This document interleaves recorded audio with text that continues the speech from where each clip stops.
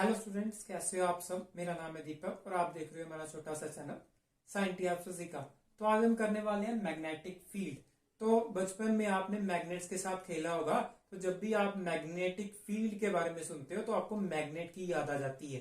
ठीक है, तो बेसिकली जब आप मैग्नेट के साथ खेलते थे तब आपको ये नहीं पता होता था कि इसका ओरिजिन क्या है, क्यों ये मैग्नेट की तरह स्टोन जो है मैग्नेट की तरह बिहेव करता है। तो ऑस्टेड एक्सपेरिमेंट में हमने पिछली वीडियो में देखा था, जिन्होंने नहीं देखी वो डिस्क्रिप्शन बॉक्स में जाकर उसका लिंक आपको मिल जाएगा, वो आप जाकर देख लीजिएगा। ठीक है, तो वहां हमने बताया था कि ऑस्टेड एक्सपेरिमेंट में से पता चला कि जो मैग्नेटिक फील्ड जो मैग्नेट्स में होती है उसका ओरिजिन क्या है, moving charge. That is atoms में इलेक्ट्रॉन मूव करते हैं ना, तो मूविंग चार्ज जो है वो मैग्नेटिक फील्ड का ओरिजिन है। ठीक है, तो अगर चार्ज जो है वो मूव करेगा तो मैग्नेटिक फील्ड प्रोड्यूस होगा। तो वहां हमने बोला था इसको और जनरलाइज्ड वे में अगर बोलना हो तो हम बोलेंगे अगर चेंज इन इलेक्ट्रिक फील्ड होगी, अगर इलेक्ट्रिक फील्ड किसी पॉइंट पे चेंज होती जाएगी विद रिस्पेक्ट टू टाइम, ठीक है, तो वहां पे मैग्नेटिक फील्ड प्रोड्यूस हो जाएगी। ठीक है, तो बेसिकली यही होता है जब चार्ज मूव करता है। ठीक है, तो एक पॉइंट पे उस चार्ज की वजह से इलेक्ट्रिक फील्ड जो है वो वेरी करती है और मैग्नेटिक फील्ड प्रोड्यूस होती है। ओके, तो बेसिक आइडिया आपको पता चल गया है। ओके, अभी हम बात करते हैं कि मैग्नेटिक फील्ड को मेजर कैसे किया जाए। ठीक है, उसकी स्ट्रेंथ को मेजर कैसे किया जाए कि अगर मेरे पास एक वायर है उसमें से आई करंट जा रहा है, आप पी पॉइंट पे मेजर करना चाहते हो कि मैग्नेटिक फील्ड की स्ट्रेंथ कितनी है। ठीक है, तो कैसे मेजर किया जाए, कौन सा इंस्ट्रूमेंट है हमारे पास।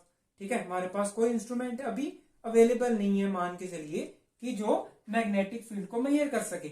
ठीक है, तो किस तरह हम इंस्ट्रूमेंट बनाए, तो वो सोचते हैं। तो देखिए इलेक्ट्रिक फील्ड को हमने किस तरह से डिफाइन किया था, पीछे चलते हैं, वैसे ही हम मैग्नेटिक फील्ड को डिफाइन करेंगे। तो इलेक्ट्रिक फील्ड को आपने डिफाइन किया था कूलम फोर्स से या कूलम लॉ से। ठीक है, तो कूलम्स लॉ क्या बोलता था, ठीक है, that is force is equals to charge time electric field. ठीक है, तो मतलब आपने कूलम्स लॉ से इलेक्ट्रिक फील्ड को डिफाइन किया था। ठीक है, तो डायरेक्टली तो इलेक्ट्रिक फील्ड को डिफाइन नहीं किया था, नाम मेजर कर सकते हैं। ठीक है, तो आपने क्या किया, फोर्स का सहारा लिया, क्योंकि फोर्स को तो हम आसानी से मेजर कर सकते हैं। तो इसी तरह से हम मैग्नेटिक फील्ड में भी कुछ ऐसा ही करेंगे कि दो मैग्नेटिक फील्ड्स को इंटरैक्ट करवाएंगे और उसमें कुछ फोर्स लगेगी, या रिपल्शन होगी या अट्रैक्शन होगी। ठीक है, तो उस फोर्स को हम मेजर करेंगे, तो फोर्स को मेजर करेंगे तो और रिलेशन निकाल लेंगे फोर्स और मैग्नेटिक फील्ड का, जैसे हमने यहां निकाला फोर्स और इलेक्ट्रिक फील्ड का। तो वहां से यहां से हमने इलेक्ट्रिक फील्ड को मेजर किया था। ठीक है, वैसे ही हम वहां से मैग्नेटिक फील्ड को मेजर कर लेंगे। ओके, तो देखते हैं हम कैसे बना सकते हैं। तो मान लीजिए मेरे पास यहाँ पे एक मैग्नेटिक फील्ड है बी, स्ट्रेंथ मुझे नहीं पता, स्ट्रेंथ मैंने मेजर करनी है इसकी। ठीक है, तो मैंने क्या कहा था, फोर्स को जनरेट करना है। फोर्स को जनरेट कैसे करेंगे, तो दूसरी एक मैग्नेटिक फील्ड चाहिए मुझे। तो मैंने क्या किया, मुझे पता है मूविंग चार्ज से मैग्नेटिक फील्ड जनरेट होती है। ठीक है, तो मैंने यहाँ पे चार्ज को मूव करवा दिया v वेलोसिटी से, कोई भी आर्बिट्ररी एंगल दे दिया थीटा। ठीक है, जब मैंने चार्ज को मूव करवाया तो मैंने देखा दोनों मैग्नेटिक फील्ड इंटरेक्ट करेंगी और चार्ज पे एक फोर्स लग रही है अपवर्ड्स। ठीक है, ये 3D में है, ध्यान से देखिए ये 3D में है। ओके, ये एक प्लेन में है, ब्लैक बोर्ड के प्लेन में फोर्स और मैग्नेटिक फील्ड है। ठीक है, वेलोसिटी जो है वो बाहर आ रही है कुछ इस तरह से। ठीक है, ये अलग 3D में पिक्चर है। ओके, जो आपको 2D में दिखाई जा रही है, आप कंफ्यूज मत होइएगा, ये 2D में नहीं है 3D में है। ठीक है, तो यहाँ पे मुझे पता चला कि एक फोर्स जो है वो Q चार्ज को लग रही है। ठीक है, तो मैंने फोर्स को मेजर कर लिया। ठीक है, तो फोर्स को आराम से मेजर कर सकते हैं। अभी मैंने फोर्स का मैग्नेटिक फील्ड के साथ रिलेशन निकालना है।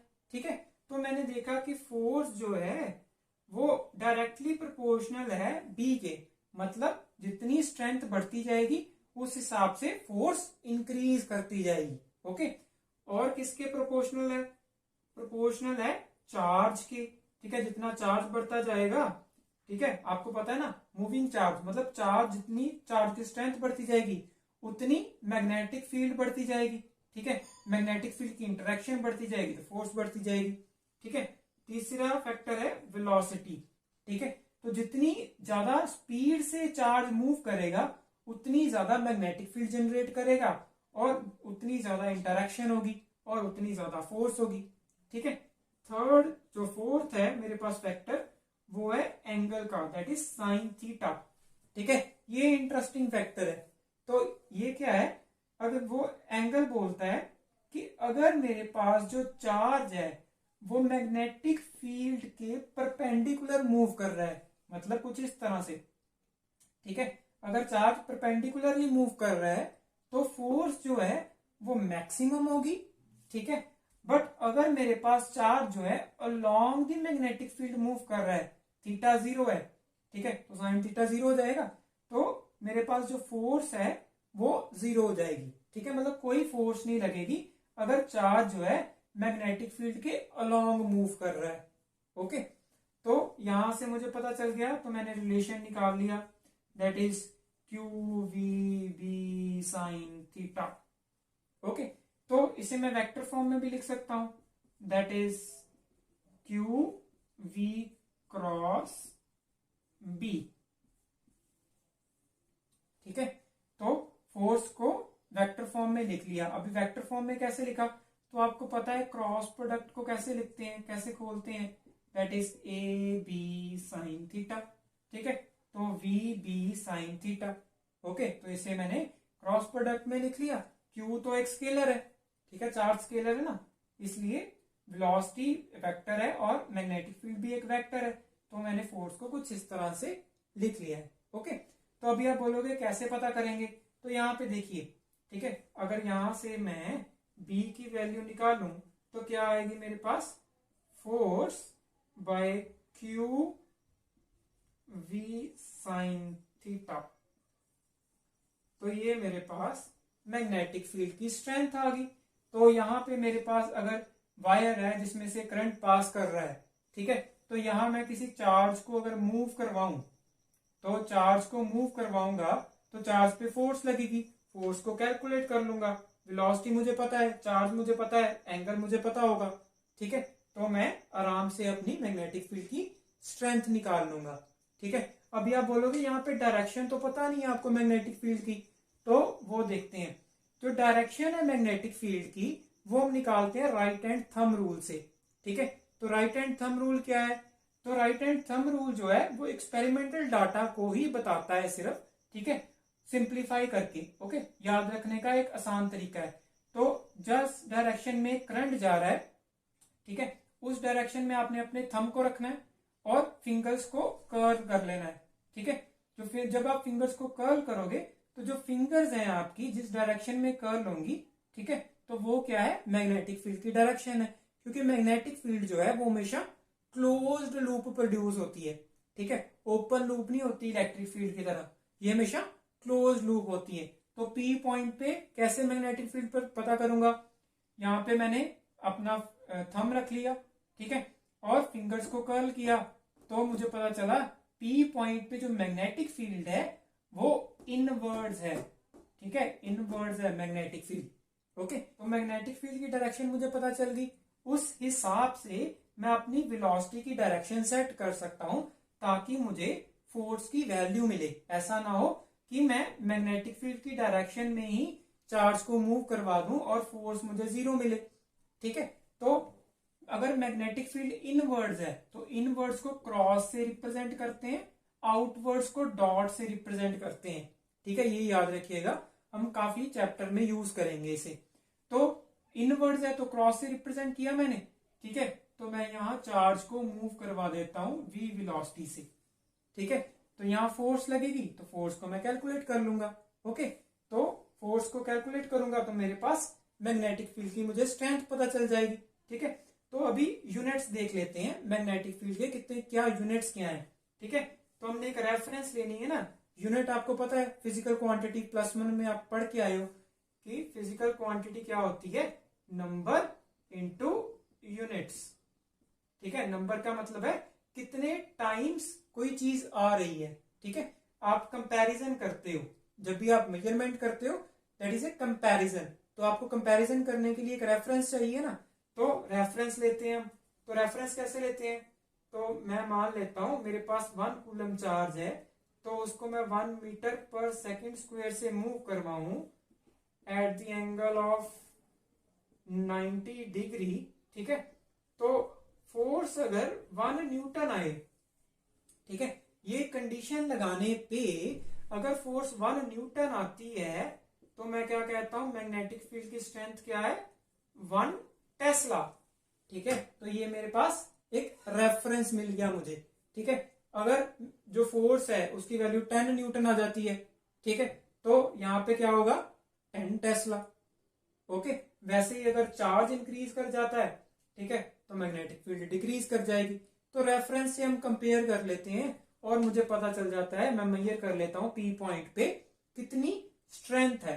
ठीक है, और अगर आपको थ्योरेटिकली मेजर करना है तो थ्योरेटिकली हमारे पास एक लॉ है जिसे हम बायो-सैवर्ट्स लॉ बोलते हैं। ठीक है, उसकी वीडियो मैंने बनाई हुई है, वो आप जाकर देख लीजिएगा। ओके, तो यहाँ पे एक और टर्म हम इंट्रोड्यूस करेंगे जिसे हम बोलेंगे फ्लेमिंग लेफ्ट हैंड रूल।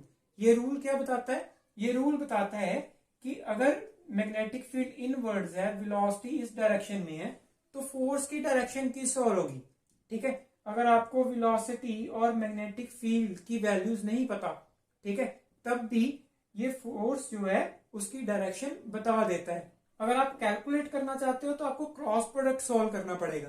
तो फ्लेमिंग लेफ्ट हैंड रूल की यही खासियत है कि बिना कैलकुलेशन के ये आपको फोर्स की डायरेक्शन बता देता है। ठीक है, तो फ्लेमिंग लेफ्ट हैंड रूल क्या बताता है, फ्लेमिंग लेफ्ट हैंड रूल बोलता है कि अगर आप अपनी 3 फिंगर्स, ठीक है, that is thumb, first finger और सेकंड फिंगर को स्ट्रेच करते हो, ठीक है, और परपेंडिकुलरली खोल देते हो, मतलब तीनों फिंगर जो हैं वो एक दूसरे के परपेंडिकुलर हो जाती हैं, जैसे 3 एक्सिस होती हैं, X axis, Y axis, Z axis.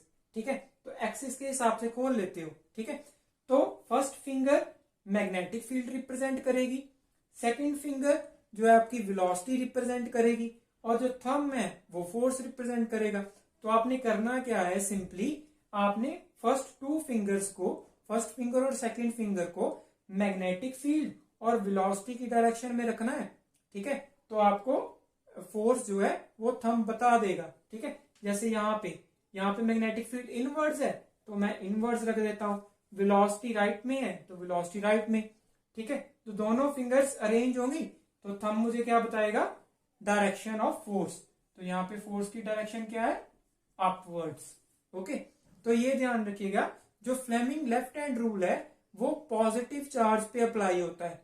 ठीक है, अगर यहाँ पे मैं पॉजिटिव चार्ज मूव कर रहा हूं तो फ्लेमिंग लेफ्ट हैंड रूल लगाऊंगा तो जो थंब फोर्स बता रहा है वही फोर्स की डायरेक्शन होगी। ओके, बट अगर मैं यहाँ पे नेगेटिव चार्ज रख देता हूं, ठीक है, फिर मैं फ्लेमिंग लेफ्ट हैंड रूल लगाता हूं अगर, ठीक है, तो फोर्स की जो direction Fleming left hand rule से आएगी उससे ऑपोजिट होगी। ठीक है, क्योंकि ये राइट हैंड के लिए है ना, ठीक है, सॉरी ये पॉजिटिव चार्ज के लिए है ना।